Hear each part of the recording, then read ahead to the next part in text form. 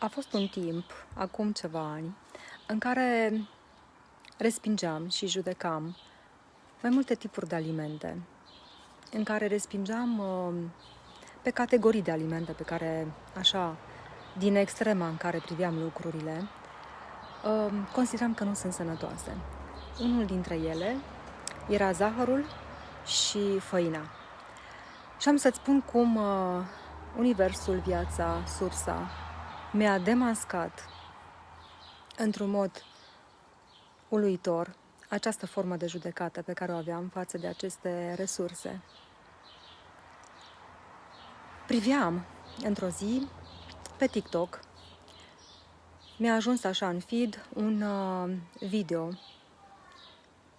al unui bărbat din Palestina care căra așa pe umeri un sac de făină care a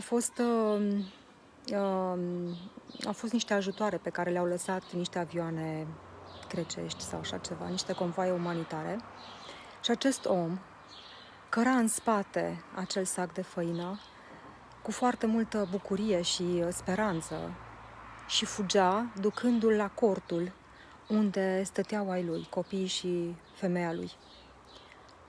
A ajuns în mijlocul cortului, ceilalți, cei mici l-au înconjurat și el lua făină în mâini și făina aceasta îi se scurgea printre degete și el spunea: aur, aur, aur, cu o putere și o bucurie și o speranță care m-a făcut să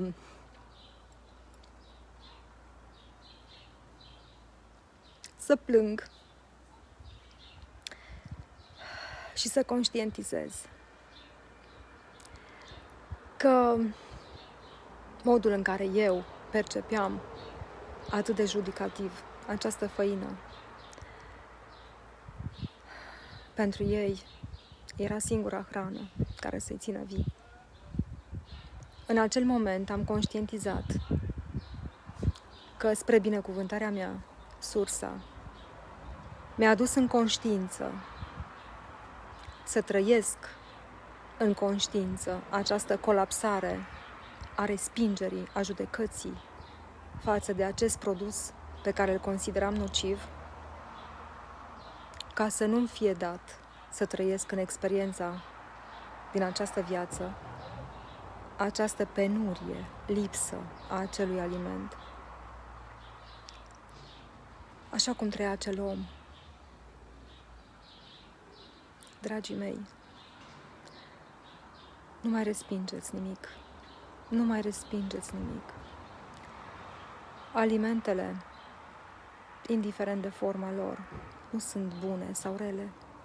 Alimentele sunt doar reprezintă produsul pe care noi îl încărcăm energetic.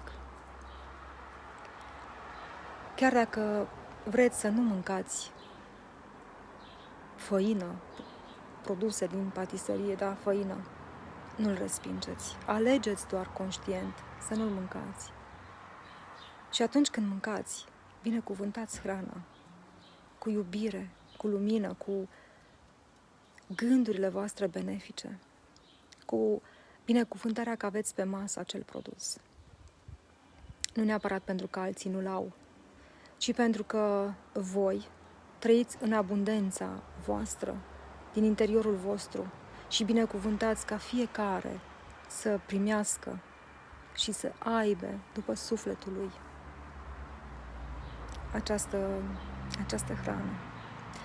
Vă mulțumesc și v-am împărtășit această experiență pe care am trăit-o cu foarte mare emoție și să știți că putem să evoluăm cu bucurie și ușurință din conștiință, nu neapărat din experiențele fizice. Vă iubesc și vă mulțumesc!